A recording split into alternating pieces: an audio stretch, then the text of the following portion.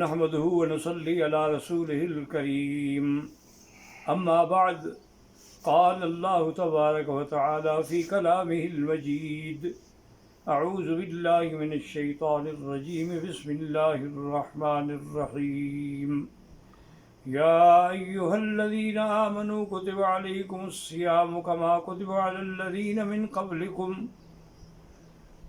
قبلكم لعلكم تتقون أياما معدودات قال النبي صلى الله عليه وسلم للصائم فرحة عند الإفطار وفرحة عند لقاء الرب أو كما قال النبي صلى الله عليه وسلم صدق الله العلي العظيم وصدق رسوله النبي الكريم ونحن على ذلك لمن الشاهدين ومن الشاكرين والحمد لله رب العالمین۔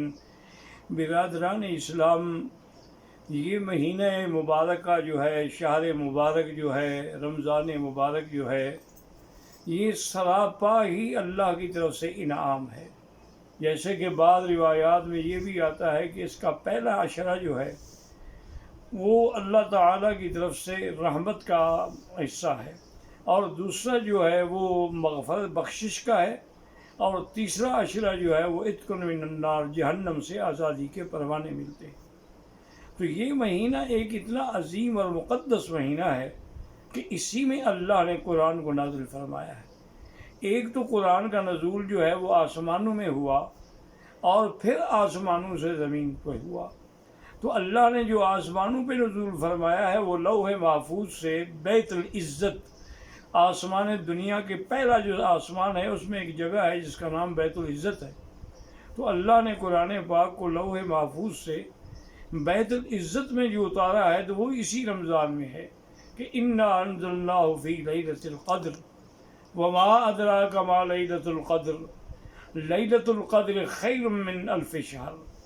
یعنی پورے کا پورا قرآن اللہ نے لوح محفوظ میں محفوظ رکھا، پھر اس کو بیت العزت میں اتارا، اور پھر بیت العزت سے تقریباً 23 سال کی مدت میں جبریل علیہ السلام قرآن لے کر حضور صلی اللہ علیہ وسلم پہ اترتے رہے، سورتاً سورتاً، نجماً نجماً، آیتاً آیتاً۔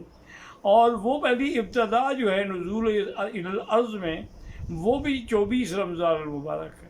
تو یہ شرف بھی اسی مہینے کو حاصل ہوا ہے، اور یہ کتنی بڑی عظیم سعادت ہے ان لوگوں کے لیے کہ جن کو اللہ نے ایمان کے لیے حضور پاک عطا فرمایا جو امام الانبیاء والرسل ہیں، اور اللہ نے کتاب وہ عطا فرمائی جو تمام کتابوں سے افضل ہے، اور اللہ تبارک و تعالیٰ نے ہمیں یہ مہینہ اور اس کے مدارج جو مراتب ایسے عطا فرمائے جو ساری دنیا سے افضل ہے۔ حتیٰ کہ اسی رمضان پاک میں دیکھیں کہ اللہ کے الفاظ قرآن پہ غور کریں۔ اللہ کا سارا قرآن تو قرآن ہے، اللہ کا کلام ہے، لیکن دیکھیں فرمایا یا ایھا الذین آمنوا، اس سے اشارہ ہوا کہ یہ حکم ہم اپنے ایمان والوں کو دے رہے ہیں، ہم اپنے پیاروں کو دے رہے ہیں۔ جیسے کہ ایک باپ اپنے بچے سے کہتا ہے کہ میرے پیارے بچے یہ تمہارے لیے لایا ہوں میں۔ تو اللہ پاک نے یہ نہیں فرمایا کہ میں نے ساری مخلوق کو حکم دیا ہے، فرمایا نہیں، یہ تو عظیم چیز ہے، عظیم تحفہ ہے جو میں اپنے محبوب لوگوں کو دے سکتا ہوں، اور وہ کون ہے؟ وہ ایمان والے ہیں۔ یا ایھا الذین آمنوا کتب علیکم الصیام۔ پھر اللہ نے یہاں لفظ فرض نہیں فرمایا، اللہ تبارک و تعالیٰ نے لفظ کتبہ فرمایا۔ اگر اللہ فرما دیتے کہ امرا، میں نے امر کیا، میں نے حکم دیا، لیکن یہاں لکھا جو میں نے لکھا ہے، تو جس چیز کو اللہ لکھ کے دیں گے وہ کتنی بڑی اہم ہوگی، اس لیے فرمایا کتب علیکم الصیام۔ آپ لوگوں پر اللہ نے روزے رمضان کے لکھے ہیں، اور پھر ہماری تسلی کے لیے کتنی مہربانی فرمائی، فرمایا ڈرتے کیوں ہو؟ کما کتب علی الذین من قبلکم، تم سے پہلے جو امتیں گزری ہیں ان پر بھی تو ہم نے رمضان کے روزے لکھے تھے، تو اس لیے اس میں گھبرانے کی ضرورت نہیں۔ اور پھر یہ روزے کیوں ہیں؟ اس کا مجھے تو کوئی فائدہ نہیں ہے، اس کا فائدہ یہ ہے کہ تم متقی بن جاؤ، لعلکم تتقون، تاکہ تم اللہ سے ڈرنے والے بن جاؤ، پرہیز کرنے والے بن جاؤ۔ اور وہ کیسے بنو گے؟ کہ جن چیزوں کا اللہ حکم دیں گے اس پر عمل کرو گے، جن چیزوں سے اللہ روکیں گے ان سے رک جاؤ گے۔ اس لیے اللہ تبارک و تعالیٰ نے ہماری تسلی کے لیے یہ بھی فرما دیا، اور جب متقی بن جاؤ گے تو اللہ کے ولی بن جاؤ گے۔ کیونکہ ان اولیاءہ الا المتقون، اللہ کے ولی وہی ہیں جو اللہ سے ڈرنے والے ہیں۔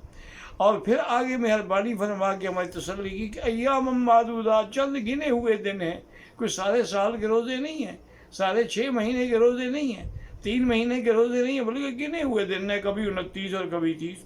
اور معدودات میں ایک یہ بھی اشارہ ہے کہ جب آدمی گننا شروع کرتا ہے نا تو وہ معلوم ایسے ہوتا ہے کہ وہ چیز جلدی ختم ہو جاتی ہے۔ آج پہلا روزہ ہو گیا جی، آج دوسرا ہو گیا جی، آج تیسرا او یار آج تو 27 آ گئی۔ تو اس لیے یہ ایام معدودات۔ پھر اللہ نے ایک اور بھی کرم فرمایا کہ اگر تم میں کوئی بیمار ہے، من کان منکم مریضا او علی سفر، یا مسافر ہے، فعدۃ من ایام اخر، وہ ان دن قضا کر سکتا ہے، روزے نہ رکھے تاکہ اسے سفر میں تکلیف نہ ہو، تاکہ اسے کی بیماری میں تکلیف نہ ہو۔ اس کے بعد جب وہ سفر ختم ہو جائے یا بیماری سے نکل جائے تو پھر اس کے بدلے میں وہ قضا کر لے۔ اور ایک بیماری ایسی ہوتی ہے جو ختم ہونے والی نہیں ہے، والذین یطیقونہ فدیۃ طعام مسکین، وہ بعض لوگ بڑی عمر ہے، شوگر کے مریض ہیں یا نعوذ باللہ دمے کے مریض ہیں، وہ جب تک بیچارے آکسیجن نہ لیں اس وقت تک ان کا روزہ زندہ نہیں رہ سکتے، تو ان کے لیے بھی رعایت فرما دی کہ بس ایک مسکین کا کھانے کے پیسے جو ہے وہ تقسیم کر دیا کرو، یعنی ایک مسکین، اور تمہاری حالات کے مطابق تم اگر خود 20 روپے کا کھانا کھاتے ہو تو صدقے میں بھی 20 دو گے، تم اگر 5 روپے کا کھانا کھاتے ہو صدقے میں بھی 5 دو گے، یعنی جو تمہارا سٹینڈرڈ ہے، جو تمہارا معیار ہے، اس کے مطابق ایک بندے کے کھانے کے پیسے جو ہیں وہ چاہے پورے مہینے کے ادا کر دو، چاہے روز روز ادا کرو، چاہے آہستہ آہستہ ادا کر دو۔ اور اگر تندرست ہو جاؤ تو پھر پیسے صدقہ دینے کی ضرورت نہیں ہے، پھر تم اسی روزے کی قضا کر لو گے، یعنی ایک روزہ چھوڑا ہے تو ایک روزے کی قضا۔ یہ اللہ کی کتنی بڑی مہربانی ہے، کتنی بڑی عنایت ہے۔ اسی لیے اللہ تبارک و تعالیٰ نے عورتوں پر بھی رکھا ہے کہ اگر عورت حیض میں ہے تو وہ حیض کے دنوں میں روزہ نہیں رکھے گی، لیکن حیض کے دن جب ختم ہو جائیں گے تو روزے کی قضا کر دے گی، چونکہ روزے تو سال میں ایک دفعہ آتے ہیں۔ اللہ نے اس پر نمازوں کی قضا کا حکم نہیں دیا، لیکن روزے کی قضا کا حکم دیا ہے، تو اس لیے اس کے اندر نعمتیں ہی نعمتیں ہیں، رحمتیں ہی رحمتیں ہیں، اور اللہ تبارک و تعالیٰ کی طرف سے ہر مسلمان کے لیے در رحمت کھلا ہے۔ اور تمام دوستوں سے درخواست ہے کہ دعا کریں اللہ اس مہینے کی برکت سے، اللہ اس مہینے کی رحمت سے تمام عالم سے یہ جو وبا کا عذاب آیا ہے اس کو ٹال دے۔ ربنا تقبل منا انک انت السمیع العلیم وتب علینا انک انت التواب الرحیم۔